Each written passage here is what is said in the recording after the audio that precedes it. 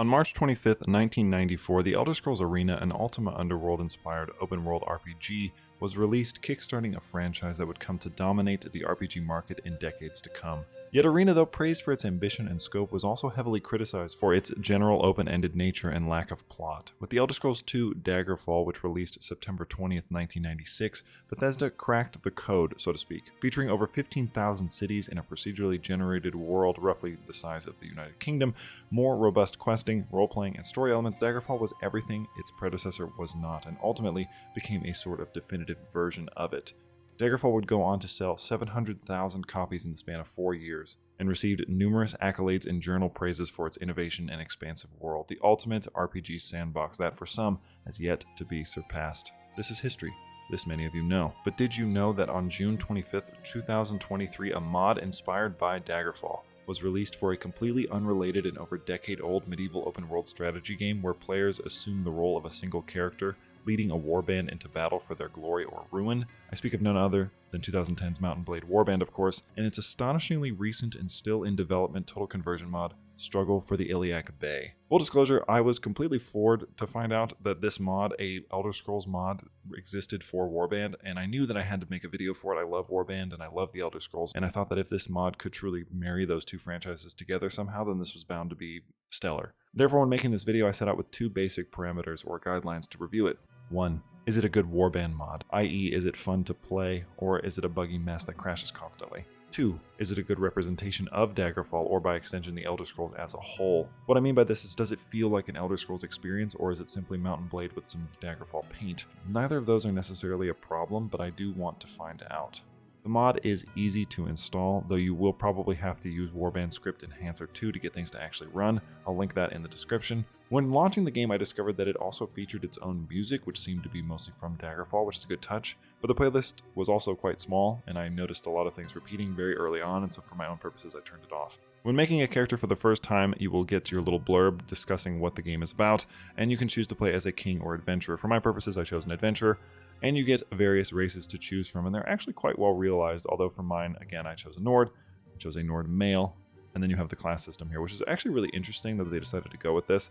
Unfortunately, it doesn't tell you what the stats are for these, which is a bit unfortunate, but I chose a warrior, and then I chose the tower as my sign. The tower is generally associated with thieves, so maybe using a warrior would be a little bit smarter, but I wanted this guy to be sort of a charismatic, rogue-like character, and I chose the lust for power and money to make my character. Become an adventurer and ride to your destiny. This isn't really my character, so this is more of just a test to show you how you would make a character.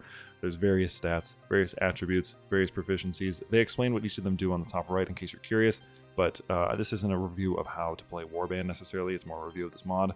Once you've made a character, you'll be able to make a character screen, which is pretty robust, honestly. It's not too bad, but there's various different options here for you to choose from. Some of them even with face tattoos, which is quite fun. And then the final choice you'll have is where to start your game. I'm going to pick Daggerfall. And essentially this is what you're looking at. So if we zoom out here, you can see the corner of the map for one, but you can see that the entirety of the Iliac Bay has been realized. Olaf is a sort of charismatic mercenary type who is willing to do most things for a few honest or dishonest septims. That said, I did not set out with a specific idea in mind for him. I wanted this to be sort of open-ended like someone playing Daggerfall or Morrowind would.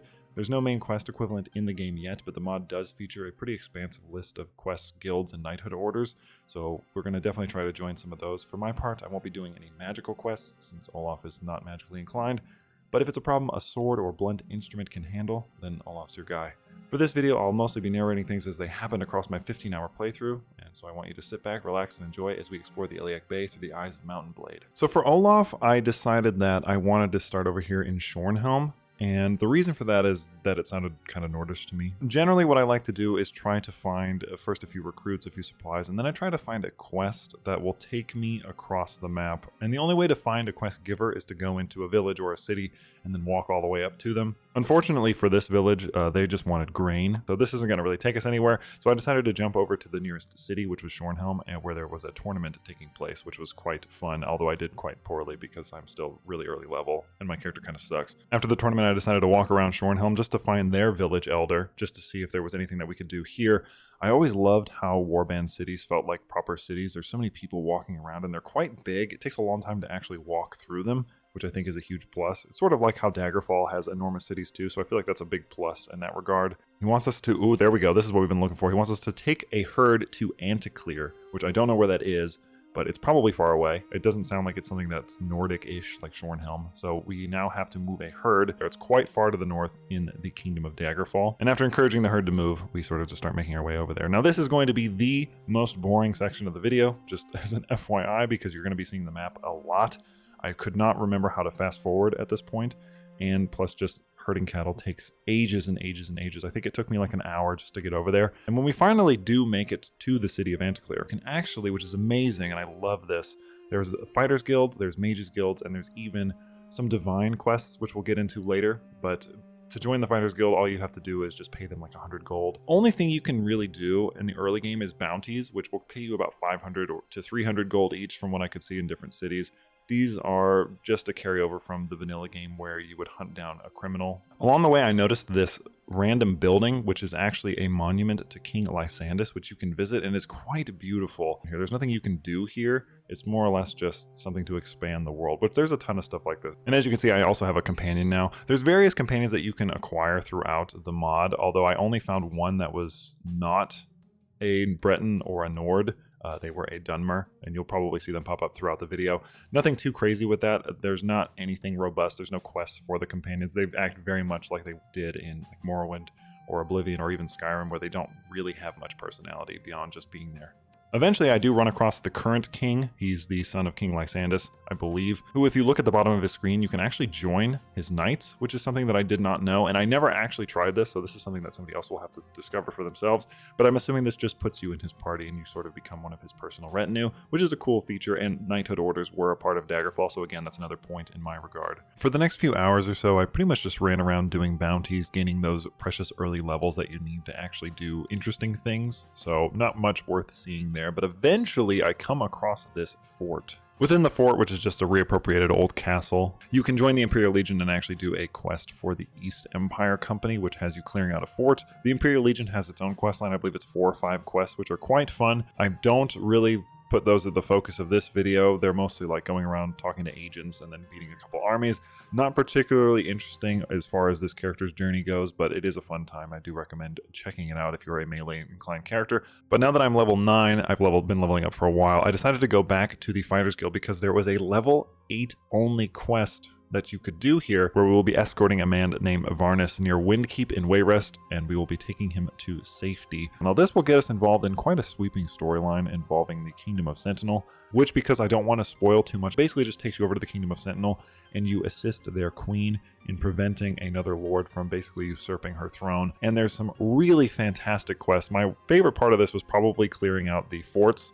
At one point you get an entire army that you get to lead and sort of guide through this fort, leading your way all the way up to the keep. It's basically a siege, but with the doors already wide open. It was a ton of fun, really, really stressful because it's just, you know, there's arrows flying everywhere, there's swords flying everywhere. I'm still fairly weak at this point, so I'm not, you know, the immune juggernaut that you're going to see later on in the video, but this is an absolute blast. And that quest takes us quite a bit of time. I think I spent about 3 hours, not only just in Sentinel, but questing. I ended up becoming a mercenary for them. One of my favorite parts of this mod that I might as well get out of the way now is the dungeoning as well. So on top of being a mercenary, I also decided to tackle a few of the dungeons. There's a couple of them that are really difficult, like the Balafria Ruins, but some of these are really, really well done. They're so well realized. The Dwemer Ruins in particular were probably my favorite, just with this huge grandiose hall that you get to try to conquer. Has various chests that do not respawn, so once you loot them, they're yours to keep.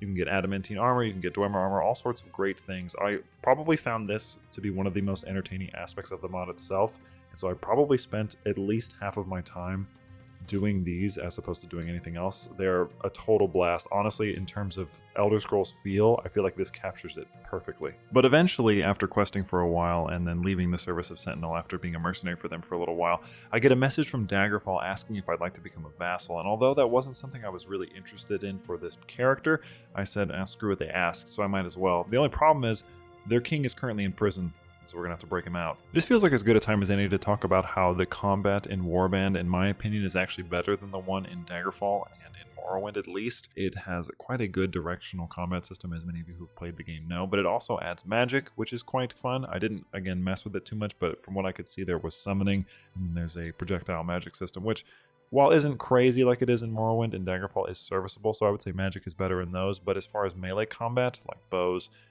using a sword or whatever, it's much, much better within this mod. Honestly, this is so far a really good Elder Scrolls experience in my opinion. Anyway, with the king freed, I make my oath to serve Daggerfall as a loyal vassal, although truth be told, I treated this as more of a ceremonial role. I occasionally participated in a few battles and sieges, but because my dungeoneering and questing took me around the map, oftentimes I wasn't around for Daggerfall's various wars, usually to their detriment, but whatever. The real catalyst to Olaf's story, and the reason I've basically fast-forwarded through the first 8 hours of gameplay in the span of about 10 minutes, was this Daedric quest I did for Meridia, the Prince of Light, in which you are sent to kill a necromancer in the crypt of Wickfield. Beforehand, I made sure to stop by the Dwemer Ruins to complete it and gain a set of full Dwemer plate heavy armor. There are armor levels in the game, by the way, like the Elder Scrolls, although I never quite found out what the negatives for medium and heavy were. Heading to the dungeon and completing the quest, and then heading back to the Shrine of Meridia, I am awarded with the Daedric artifact Dawnbreaker, an incredibly powerful sword which gave me a bonus versus undead, and has this really cool flaming effect. After a few more dungeons, I began to ponder trying out the Divine questline, as I felt like if I'm already a Divine soldier of the Lord of Light,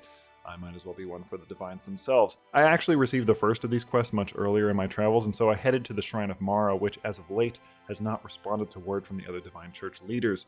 There, I find it completely overrun with cultists and undead. Fighting my way to the top, I meet Vivette Bellery, guardian of the shrine, who informs us that the shrine has been attacked for the greaves of the Crusader, one of the several divine artifacts once belonging to the famed warrior Pelinal Whitestrake. Returning from the shrine, we'll begin our quest to recover these artifacts at the various wayshrines of the divines scattered across the map. There, we will have to participate in various trials, from riddles to acts of kindness, in order to earn the rest of the artifacts and complete the set. With the set in hand, we become the next church-ordained divine crusader. The armor for this looks absolutely fantastic, and with the flaming Dawnbreaker in tow, I feel like I look like a right and proper weapon of destruction. Since we have to wait some time for the next divine quest to trigger, I decided to return to Balafira to clear the rest of the dungeon. This is easily, in my opinion, the hardest dungeon, and give one of my companions its rather gorgeous adamantine armor as a reward. Along the way, I stopped by the shrine of Clavicus Vile to see what sort of quest they want us to complete, and after spending 8,000 gold, I found out that they want us to acquire the sword known as Umbra from a woman of the same name, one of my favorite repeating Daedric quests in the Elder Scrolls. But be it through our holy visage or kind words, Umbra does not wish to fight us and willingly gives us the weapon on top of joining our party.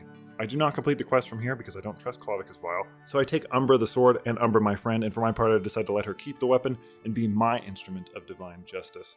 Following this, and after a couple more dungeons in the deserts of Hammerfell, we run into Vivette once again, who directs us to attack the army of Lord Carixto, headed by their Dremora captain. Carixto, or Carixtio, I'm not sure how you pronounce this, is the man responsible for the attack on the Shrine of Mara and an apprentice of Arena's main antagonist, Emperor Kidnapping Sorcerer Jagar Tharn. I have a bit of a smaller army in comparison to his, but thanks to my more elite troop spread, the battle goes in my favor. I also have to give the team props for their models of the Dremora and the Undead. They look fantastic and are appropriately dangerous. By the time of this run, I'm around level 25 and with elite gear besides, but early game, these were basically impossible to handle. With the army defeated, we now know the coordinates to Carixtio's lair, and we have to go there to prevent his plans to instill a Daedric invasion on the Iliac Bay. This dungeon is superb and easily one of the most grandiose and beautiful the mod has to offer. Although it does have one of the only performance issues that I had throughout the mod. It has a stutter when you load in. This is known by the devs and they're working on it. Through the dungeon, you have to advance to the central tower and ascend the staircase, which will put us face to face with the sorcerer who, after a brief exchange of words, we will duel alongside their two Dremora Lord companions. With the wizard and his Dremora Lords defeated, we talk to Vivette and signal the end of the quest, though she offers to remain in our service until a time we deem fit for her to leave, which will be never, by the way. With our divine task complete, we could effectively end Olaf's story here, and I even considered it, but there's another famed evil wizard roaming the Iliac Bay who I believe needs to face our divine wrath as well. I speak of none other than Manimarco, the king of worms himself, who you can also work for if you so choose in another questline. To begin that quest, we must find this shady merchant in the city of Dwynen's Tavern. Unfortunately, I had to sneak into the town because Daggerfall was at war with Camlorn, but the merchant informs us that a client of his, a powerful mage of sorts, is interested in an old tome currently being tracked down by the followers of Arcane in a nearby crypt. Unfortunately, this quest does mean we will have to kill fellow followers of the Divines, but perhaps they understand that it's all part of a bigger plan. With the book in tow, we have to meet with the merchant's contact, a black worm cultist, and get rid of him or give him the book. But in my case, I'm going to get rid of him because I can't have any witnesses. If you do happen to give him the book, you will begin the Necromancer's questline, which will have you teaming up with Manimarco to inflict terror upon the Iliac Bay. From here I am safe to take a book to the Temple of Arche, where they will inform us it was written by the King of Worms himself. From there we are tasked with hunting down the famed weapon Chrysamere in order to slay the Lich. To get it, you have to first clear out a Lich's tower before acquiring a map that will direct us to the final resting place of the blade itself, which is being guarded by a paladin of Arche who will only let us claim it if we can defeat him in battle, which, yes, he's kind of a pushover. Returning to the Shrine of Arche will give us a modest reward and our final task for Olaf in this questline. Challenge the forces of Mannimarco in the field and banish his soul to oblivion. But to this end, we can go to various other shrines and acquire shrine forces to assist us for free, which is nice. Gathering an army of these and some elite mercenaries, I take on the King of Worms, who looks fantastic, by the way. Now, this is easily the hardest fight I had in the game. Granted, my army was about half the size of his, and I played with full damage to party and myself.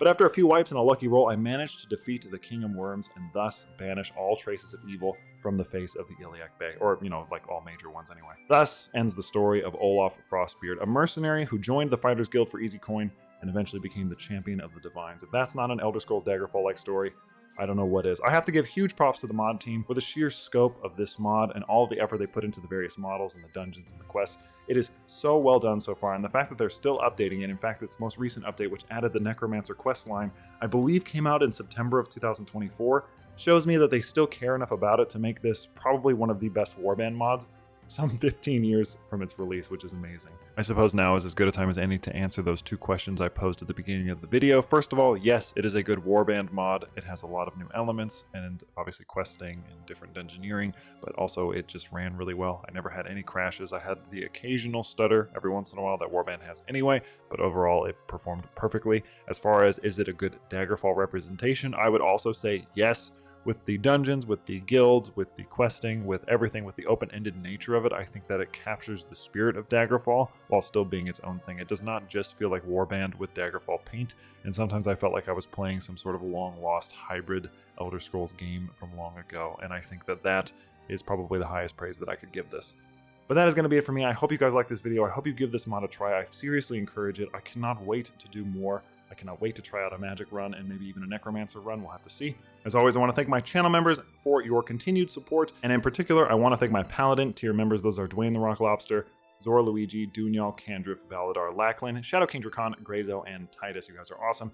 If you like this video, please like, comment, subscribe. If you like my content, consider becoming a channel member, which you can do so through the membership tab. I have 3 membership tiers. Knights and above get videos 2 days early. There's a couple other perks that you can see there, but that's going to be for me. Thank you so much for watching. As always, I'm Soul. This has been Mountain Blade Daggerfall, or rather, Mountain Blade, the struggle for the Iliac Bay, and I will happily see you in the next one.